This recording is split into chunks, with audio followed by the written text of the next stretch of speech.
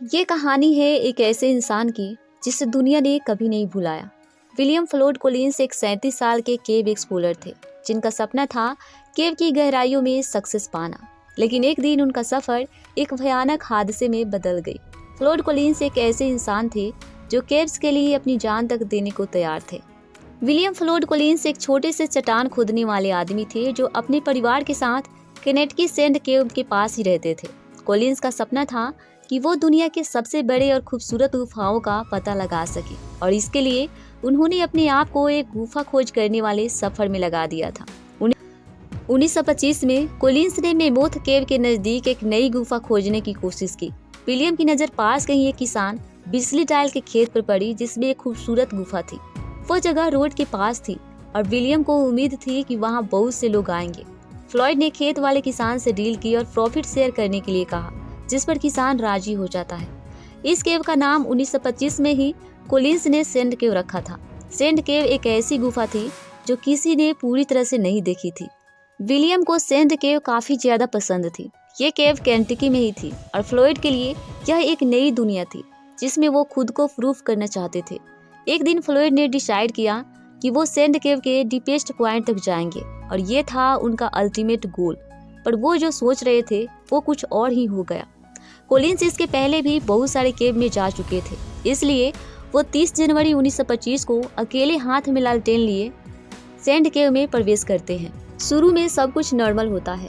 केव के अंदर बहुत सारे पतले पतले रास्ते थे जिससे फ्लॉयड को जल्द ही ये एहसास हो चुका था कि इसमें कई सारे चैलेंजेस हैं। वो एक पतले रास्ते से गुजरते हैं और एक बार तो यह रास्ता इतना पतला था कि उन्हें अपने पेट के बल आगे की ओर एक हाथ बढ़ाकर लालटेन को ढकेलना पड़ा और दूसरे हाथ को अपनी बगल में रखना पड़ा। ऐसे रेंगने से आगे गुफा खुलने लगी, लेकिन लालटेन अचानक टिमटिमाने लगी और बिना रोशनी के वो आगे गुफा में नहीं जा सकते थे। इसलिए बिना मर्जी के ही कोलिंस वापस आने का डिसाइड करते हैं। जब वह पतले रास्ते से वापस लौट रहे थे तभी उनके पैर से सारा 12 केजी का पत्थर निकल गया, जिस पत्थर में उनका पैर फंस गया। वह अपने पैर को निकालने की बहुत कोशिश करते हैं लेकिन वो अपना पैर नहीं निकाल पा रहे थे। फ्लॉयड खुद को निकालने की पूरी कोशिश करते रहे, लेकिन केव की भयानक नेचर ने उन्हें जान से मार डालने की कसम खा रखी थी। उन्होंने अपने लालटेन से चमक करने की कोशिश की लेकिन वो सिर्फ अंधेरे में ही डूबे रहे। फ्लॉयड को केव के अंदर गए बहुत घंटे हो चुके थे, इसलिए जब फ्लॉयड की मिसिंग होने का पता उनके फैमिली और फ्रेंड को चला तो वो तुरंत रेस्क्यू टीम को बुला लिया। लेकिन केव की पोजीशन और उसकी टाइट लोकेशन की वजह से रेस्क्यू ऑपरेशन काफी मुश्किल हो गया था। लोगों ने बहुत कोशिश की लेकिन फ्लॉयड को वहां से निकालना बहुत मुश्किल था।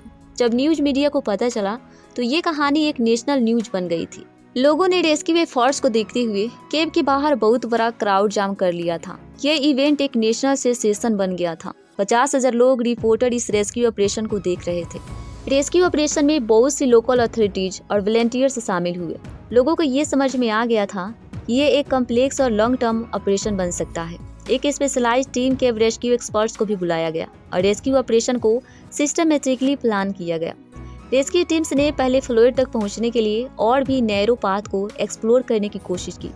रेस्क्यू टीम्स ने केव की वॉल्स और रॉक्स को केयरफुली खोद करके एक रास्ता बनाना शुरू किया। ये प्रोसेस काफी स्लो था और इसमें काफी टाइम लग गया। रेस्क्यू टीम को काफी ध्यान से काम करना पड़ रहा था ताकि फ्लॉयड को और भी कोई नुकसान ना हो। ये खुदाई ऑपरेशन 7 घंटों तक चला था। हर मिनट में फ्लॉयड के सर्वाइवल चांस पे सबका ध्यान था। जब ये मेथड काम नहीं किया तो लोगों ने ज्यादा एडवांस टेक्नोलॉजी का इस्तेमाल भी किया। एक्सपर्ट्स ने स्पेशलाइज्ड इक्विपमेंट और टूल्स का भी यूज किया, जैसे कि मैकेनिकल ड्रिल्स और शावल्स, ताकि रेस्क्यू ऑपरेशन को एक्सेलरेट किया जा सके। रेस्क्यू के दौरान वर्कर्स ने छोटे छोटे टनल बनाया और फ्लॉयड तक पहुंचने की कोशिश की। इस रेस्क्यू में वर्कर्स को भी काफी मुश्किल समय का सामना करना पड़ा था क्योंकि केव का स्ट्रक्चर बहुत ही डेंजरस था। इस ऑपरेशन के दौरान फ्लॉयड कोलिंस की मेंटल और फिजिकल कंडीशन बच रही थी। वो काफी टाइम तक केव के अंदर थे और अंदर का एनवायरनमेंट भी काफी भयानक था, जैसे गर्मी, अंधेरा और क्लास्ट्रोफोबिया के इश्यूज। वो बार बार केव के अंदर से I am so tried, help me चिल्ला रहे थे। ये उनके आखिरी वर्ड्स थे। जब रेस्क्यू वर्कर्स उनके पास जाने की कोशिश कर रहे थे तब फ्लॉयड ये वर्ड्स बार बार बोल रहे थे क्योंकि केव के अंदर वो काफी दिनों से थे और वहाँ पर वो होपलेस महसूस कर रहे थे। रेस्क्यू ऑपरेशन बहुत दिनों तक चला लेकिन फ्लॉयड को रेस्क्यू नहीं किया जा सका। इसके बाद सिचुएशन और भी कम्प्लेक्स हो गई। फ्लोयड ने अपनी फाइनल मोमेंट्स में अपने फैमिली मेंबर को प्यार भरी मैसेज भी दिया। फ्लोयड को उनके आखिरी दिनों में ये समझ आया कि उसके सपने जो उसने अपनी जान दांव पर लगाकर देखे वो कभी पूरा नहीं हो पाया और फाइनली 17 दिन तक केव में फंसे रहने के बाद उनकी मौत हो जाती है। 50,000 लोग वहां मौजूद तो थे, लेकिन उस अकेले इंसान को नहीं बचाया जा सका। ये कहानी थी एक ऐसे इंसान की जो अपने पैशन और डिटर्मिनेशन के साथ दुनिया को एक नई सोच दे दिया। फ्लोयड की मौत एक ऐसे ट्रैजिक इंसिडेंट थी जो हमेशा के लिए लोगों के दिल में बस गई। उसकी कहानी आज भी केव एक्सप्लोरर्स को इंस्पायर करती है कि वो अपने पैशन के लिए कितनी भी मुश्किलों का सामना कर सकते हैं। आज भी फ्लोयड कोलिंस का नाम उन केव्स की कहानियों में जिंदा है। उन्होंने जो सीख दी वो ये है कि अपने सपनों का पीछा करो, लेकिन कभी अपनी जिंदगी को नजरअंदाज मत करो। तो ये कहानी फ्लोयड कोलिंस की थी, एक ऐसे इंसान की जो अपने सपने के लिए जान वार दी। अगर आपको यह कहानी पसंद आई हो तो इस वीडियो को शेयर कीजिए और कमेंट में अपनी राय जरूर बताइए।